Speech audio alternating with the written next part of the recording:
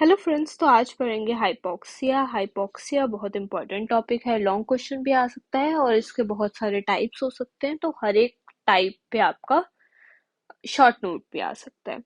तो पहले समझते हैं कि हाइपोक्सिया होता क्या है।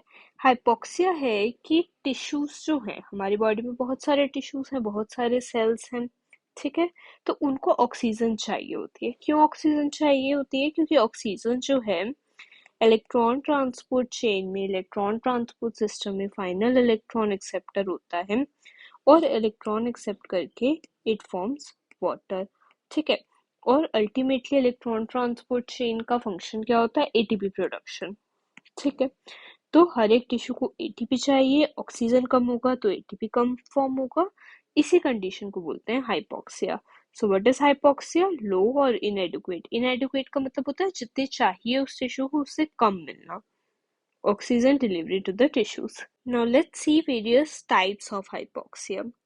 तो सबसे पहले हम बात करते हैं हाइपोक्सिक हाइपोक्सिया, ठीक है। अब देखो, हाइपोक्सीमिया, हाइपोक्सीमिया का मतलब होता है, जहां भी आपको ईमिया वर्ड दिख जाए ना, उसका मतलब होता है ब्लड। तो ब्लड में ऑक्सीजन कम है, ठीक है। और उसकी वजह से आपके टिश्यू को भी ऑक्सीजन कम मिल रही है। क्योंकि टिश्यू में ऑक्सीजन कैसे जाती है? जब ब्लड पंप करता है हार्ट, ठीक है। तो ब्लड के थ्रू ही जा रही है, तो अगर ब्लड में कम है तो फिर हमारे टिश्यू में भी कम जाएगी। अब इसके तीन रीजंस हो सकते हैं। First is high altitudes. High altitudes पे आपको पता है कि हाइपोक्सीमिया हो जाता है, ठीक है। पर ये भी याद रखना है कि हाई एल्टीट्यूड ना एक फिजियोलॉजिकल कॉज है, ठीक है। It's not a pathological cause कि ये अगर एक नॉर्मल इंसान भी हाई एल्टीट्यूड पे जाएगा तो उसको हाइपोक्सीमिया या फिर हाइपोक्सिक हाइपोक्सिया हो सकता है। दूसरी चीज होती है V by Q coupling, that is ventilation perfusion coupling. इसको बस आप टर्म याद रख लो। I will make a separate video on this. Next is pulmonary disease, जैसे कि सीओपीडी हो सकता है, एस्मा हो सकता है, क्रॉनिक ब्रोंकाइटिस और एम्फाइसेमा। तो हमें पता है कि हाई ऑल्टीट्यूड्स में एटमॉस्फेरिक प्रेशर कम हो जाता है, ठीक है। नॉर्मल एटमॉस्फेरिक प्रेशर होता है 760 mmHg। हाई ऑल्टीट्यूड पे क्या होता है? प्रेशर ऑफ एटमॉस्फेयर कम हो जाता है, ठीक है। अब ये याद रखो कि ऑक्सीजन पहले भी 21% थी, अभी भी 21% ही है टोटल एटमॉस्फेयर में। तो प्रेशर भी उस अपना 21% ही एक्सर्ट कर रही होगी। पार्शियल प्रेशर की डेफिनेशन हमें पता है। तो अभी भी 21% ही कर रही है, पर जो टोटल एटमॉस्फेयर का प्रेशर था वही कम हो गया, ठीक है।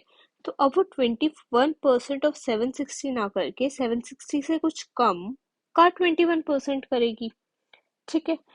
लाइक नॉर्मल केस में 160 mmHg होता है, अगर आप 21% ऑफ 760 निकालोगे। तो अब हमें पता है कि 160 से कम होगा, मान लेते हैं 120 mmHg, ठीक है। तो ऑक्सीजन एटमॉस्फेयर में कितनी हो गई? 120 mmHg हाई ऑल्टीट्यूड पे। और हमारे जो एल्वुलाई में होती है वो कितनी है? 100 mmHg, ठीक है। वो तो सेम ही है, उस पर तो कोई इफेक्ट नहीं आया। तो जो ऑक्सीजन का ट्रांसफर होता है आपके एटमॉस्फेयर से आपके एल्वुलाई में, वो किस चीज पे डिपेंड करता है? डिफरेंस इन पार्शियल प्रेशर, ठीक है। तो अगर ये 160 था पहले और ये 100 था, तो पहले डिफरेंस ज्यादा था, तो ज्यादा अमाउंट में आएगा आपकी ऑक्सीजन। अब डिफरेंस ही कम है तो फिर कम आएगा। तो यहाँ पे ऑक्सीजन कम आ गई आपकी एल्वुलाई में।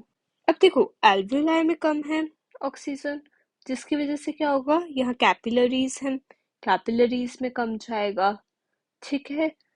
Then left side of heart में कम जाएगा, देन आपके आयोटा में कम जाएगा। आयोटा बेसिकली क्या कर रहा है? आपके बॉडी पार्ट्स को दे रहा है, आपके टिश्यूज को दे रहा है ऑक्सीजन, तो वो भी कम हो जाएगा। तो टिश्यू में ऑक्सीजन कम गई, इसी को हम क्या बोलते हैं? हाइपोक्सिया।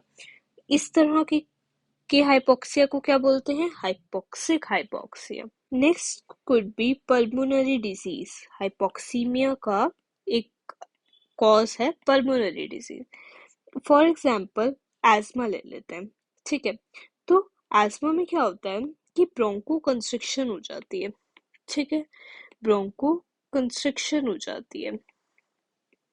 ब्रोंको कंस्ट्रिक्शन हो गई तो मान लो यहाँ पे एक सर्टेन अमाउंट ऑफ ऑक्सीजन आ रही थी एटमॉस्फेयर से, from atmosphere to your alveoli.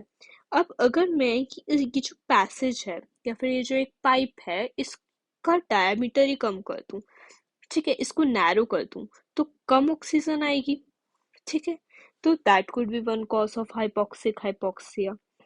Next pulmonary disease is chronic bronchitis, जिसपे म्यूकस प्लग फॉर्मेशन हो जाता है आपकी कंडक्टिंग डक्ट्स में। ठीक है, तो अगर यहाँ पे पहले इतना एरिया था, अब इस plaque formation, mucus plug formation की वजह से यहाँ पर कम एरिया रह गया, तो कम ऑक्सीजन जाएगी। ठीक है, so that could be a cause of again hypoxaemia या फिर hypoxic hypoxia. Next is emphysema. Emphysema में क्या होता है, एक एम्फाइसीमा के बारे में आपको एक चीज तो हमेशा याद रखनी है कि अगर आपके पास कोई क्लिनिकल क्वेश्चन आता है और उसपे हिस्ट्री ऑफ क्रॉनिक स्मोकर है, ठीक है, क्रॉनिक स्मोकिंग की हिस्ट्री है पर्सन में, तो मोस्ट ऑफन वो एम्फाइसीमा की तरफ ही आपकी अटेंशन लेके जा रहा है। So it is very important. Emphysema वाले केस में इलास्टेज की एक्टिविटी बढ़ जाती है। ठीक है, क्योंकि अल्फा वन एंटी ट्रिप्सिन कम होता है, तो इसका सरफेस ना इस तरह से हो जाता है। राइट, ये जो कन्वर्जेंस है, ये जो टेढ़ा मेढ़ा था ना, ये अब फ्लैट हो जाता है। ठीक है, अब आप बताओ कि एक चीज इस तरह की है, एक चीज ऐसे है, तो सरफेस एरिया इसमें ज्यादा था। ठीक है, और सरफेस एरिया डायरेक्टली प्रोपोर्शनल होता है कि कितना एक्सचेंज होगा। Let's talk about second type of hypoxia, that is the ischemic hypoxia या फिर इसको stagnant hypoxia भी कहते हैं। ठीक है, अब इस केस में क्या है कि PO2 आपका नॉर्मल है और यहाँ पर कुछ नहीं है, मतलब PO2 यहाँ पे आपका नॉर्मल आ रहा है आपके आर्टीरियल ब्लड में। So this is our heart, तो इसका जो लेफ्ट साइड होता है that gives blood to the aorta. ठीक है, आयोटा से बॉडी में जाता है। अब आप राइट पार्ट की बात करो तो राइट साइड में क्या होता है, राइट जो वेंट्रिकल होता है उससे जाता है आपका पल्मोनरी आर्टरी के थ्रू आपका डीऑक्सीजनेटेड ब्लड जाता है लंग्स में। तो ये देखो, ये डीऑक्सीजनेटेड ब्लड जा रहा है आपका लंग्स में। ठीक है, तो लंग्स में आपकी ऑक्सीजनेशन हुई, इसलिए मैंने रेड बना दिया। और अब ये क्या होगा, लेफ्ट साइड ऑफ हार्ट में जाएगा अब ये वाला oxygenated blood, left side of heart से लेफ्ट एट्रिया, फिर लेफ्ट वेंट्रिकल और फिर आयोटा से आपकी पूरी बॉडी में चला जाएगा। ठीक है, तो यहाँ से देखो नॉर्मल जा रहा है जा रहा है जा रहा है। अब ये है हमारी कैपिलरी। ठीक है, क्योंकि एक्चुअल एक्सचेंज तो हमें पता है ना कि कैपिलरी से होता है, पूरी आर्टरी से नहीं होगा।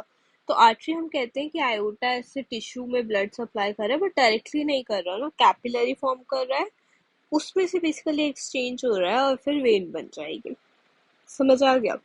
तो अब क्या हो रहा है कि नॉर्मल जा रही है आर्टरी से, ठीक है, बट आर्टरी में ना थ्रोम्बस फॉर्म हो गया, कोई प्लाक फॉर्म हो गया, ठीक है, एथेरोस्क्लेरोसिस, इस तरह की चीजें हो गई। तो ब्लड तो पूरा आ रहा था, मान लो ये 3 ब्लड के पैकेट हैं, ये आ रहे थे, बट अब इस वाइट वाले को देखो, ड्यू टू दिस थ्रोम्बस या फिर प्लाक फॉर्मेशन एक जा रहा है पैकेट। ठीक है, तो आपके यहाँ पर PO2 तो नॉर्मल था, बट क्या हुआ कि ड्यू टू दिस थिंग आपका ब्लड सप्लाई कम हो गई। ब्लड सप्लाई अगर आर्टरी में ही कम है तो कैपिलरी में कम है, एक्सचेंज कम होगा। ठीक है, ब्लड कम जाएगा टिश्यू में तो ऑक्सीजन सप्लाई भी कम होगी। ऑक्सीजन सप्लाई कम हो जाती है टिश्यू को, इसी को क्या बोलते हैं, हाइपोक्सिया। और ऑक्सीजन कम हो गई तो ATP भी कम बनेगा। ठीक है, अब इश्चेमिक हाइपोक्सिया इस चीज को बोलते हैं। अब इश्चेमिक हाइपोक्सिया का ही एक और कॉज क्या हो सकता है कि ये था हमारा राइट साइड ऑफ हार्ट। ठीक है, इससे डीऑक्सीजनेटेड ब्लड गया हमारे लंग्स में, ऑक्सीजनेशन हो गई, यहाँ तक सब सही है। फिर अब हम लेफ्ट साइड ऑफ हार्ट में गए और लेफ्ट साइड से आपका पूरी बॉडी में आयोटा के थ्रू ब्लड पंप होता है, ये हमें पता है। अब मान लो कि कंजेस्टिव हार्ट फेलियर हो गया। ठीक है, हार्ट फेलियर का मतलब ये होता है, नाम से ही पता चल रहा है, फेलियर, फेलियर मतलब कि वो अपना काम करने में फेल हो गया। तो हार्ट का क्या काम है कि ब्लड पंप करना है, ठीक है। तो ब्लड कम पंप करना कम हो गया कि आयोटा में कम ब्लड गया, ठीक है। आयोटा में कम ब्लड गया तो टिश्यू में कम ब्लड गया, ठीक है। तो इस कंडीशन को हमने कहा कि कंजेस्टिव हार्ट फेलियर हो गया। और ब्लड पंप करने को ही तो हम कार्डियक आउटपुट बोलते हैं ना, कि इन 1 मिनट कितनी बार हार्ट आपका कितना ब्लड पंप कर रहा है, ठीक है। कार्डियक आउटपुट के ऊपर हमने ऑलरेडी डिस्कशन की हुई है, ठीक है। तो अब मान लो कि ब्लड ही कम पंप हो रहा है, ठीक है। ब्लड कम कम कम पंप हो रहा है, जितना पंप हो रहा है वो तो पूरा जा रहा है। अब आप इस कंडीशन को छोड़ दो, ठीक है। वो पहले वाला केस था, वो पहले वाला कॉज था बेसिकली इस्केमिक हाइपोक्सिया का। तो यहाँ पे ब्लड ही कम जा रहा है, ठीक है। पहले वाले केस में क्या था कि थ्रोम्बस या प्लाक फॉर्मेशन की वजह से यहाँ पे तो ब्लड प्रॉपर आ रहा था, बट जहाँ पे थ्रोम्बस है उसके आगे से कम गया, ठीक है। तो दोनों केस में अल्टीमेटली तो यही हो रहा है ना कि यहाँ पे टिश्यू जहाँ पर एक्सचेंज करेगा ब्लड कैपिलरी में, बेसिकली कैपिलरी से जो टिश्यू में ब्लड जाएगा वो कम हो गया, डिक्रीज ऑक्सीजन डिलीवरी और हाइपोक्सिया, ठीक है। तो सेकेंड टाइप हमने डिस्कस किया इश्चेमिक या stagnant hypoxia. Next type of hypoxia is anaemic hypoxia. नाम से ही पता चल रहा है एनीमिक, या तो आपके आरबीसी कम है, ठीक है, या फिर आपका हीमोग्लोबिन कम है। तो आरबीसी प्रोडक्शन कहाँ पे होता है, बोन मैरो हो गया, स्प्लीन हो गया। तो प्लूरिपोटेंट स्टेम सेल आपके बोन मैरो में क्या बनाते हैं, या तो माइलॉइड स्टेम सेल बनाते हैं, ठीक है। तो माइलॉइड स्टेम सेल्स जो होते हैं वो आगे प्रोलिफरेट कर करके आपके आरबीसी बनाते हैं, ठीक है। तो या तो आरबीसी कम हो गए, आरबीसी कम कम हो सक कब कम हो सकते हैं, एप्लास्टिक एनीमिया हीमोलिटिक एनीमिया में, ठीक है। एप्लास्टिक एनीमिया में बन ही कम रहे हैं, हीमोलिटिक हीमोलिटिक, ठीक है, कि आरबीसी जो थे वो बने प्रॉपर बट उनका लाइसेंस हो गया, ठीक है। हीमोलिटिक एनीमिया बेसिकली आपका G6PD डेफिशिएंसी आप आगे बायोकेमिस्ट्री में पढ़ोगे तो उसमें हो सकता है, ठीक है। या फिर आरबीसी तो ठीक है बट हीमोग्लोबिन एबनॉर्मल है। एबनॉर्मल हीमोग्लोबिन कब कब हो सकता है, आयरन कम है, B12 कम है, थैलेसीमिया है, सिकल सेल एनीमिया, तो एबनॉर्मल हीमोग्लोबिन हो जाएगा, ठीक है। तो इन केसेस की वजह से बेसिकली क्या होगा कि देखो आरबीसी कम है तो आरबीसी के अंदर ही हीमोग्लोबिन है, तो आरबीसी कम हो गए तो टोटल हीमोग्लोबिन में कम हो गया।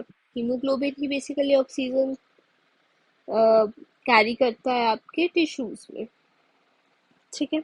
तो इस डायग्राम पे वापस आते हैं कि हमें पता है कि बेसिकली आपकी आर्टरी से ब्लड आया, टिश्यू लेवल पे क्या हुआ कि ये ऑक्सीजन हमारे हीमोग्लोबिन के साथ जो अटैच होता है अपने ऑक्सीजन रिलीज कर देता है टिश्यू की तरफ, ठीक है। तो अगर आरबीसी कम है या हीमोग्लोबिन कम है तो क्या होगा, ऑक्सीजन डिलीवरी कम होगी, ऑक्सीजन डिलीवरी कम होगी तो हाइपोक्सिया होगा, ऑक्सीजन डिलीवरी कम होगी तो एटीपी कम बनेगा। Now fourth type is histotoxic, sorry, this is hypoxia. Histotoxic hypoxia. अब इसमें क्या हो रहा है कि ब्लड फ्लो में कोई दिक्कत ही नहीं है, ठीक है। ब्लड फ्लो में कोई दिक्कत नहीं है, यहाँ से आपका ब्लड आया, ठीक है। लेफ्ट साइड ऑफ हार्ट से आपका आयोटा से ब्लड आया, आपके टिश्यू लेवल पे प्रॉपर ऑक्सीजन गई, ठीक है। Minded proper oxygen tissue level पे गई, बट ऑक्सीजन का काम क्या था कि वो फाइनल इलेक्ट्रॉन एक्सेप्टर बन के वाटर रिलीज करके बेसिकली एटीपी प्रोडक्शन करेगा, है ना।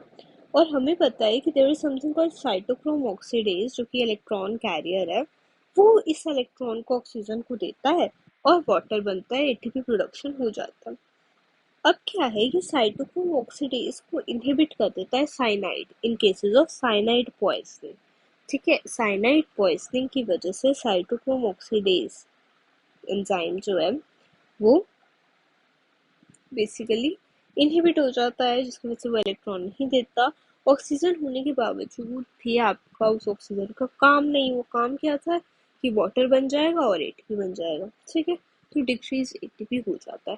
So these were the four types of hypoxia. I hope you understood it well.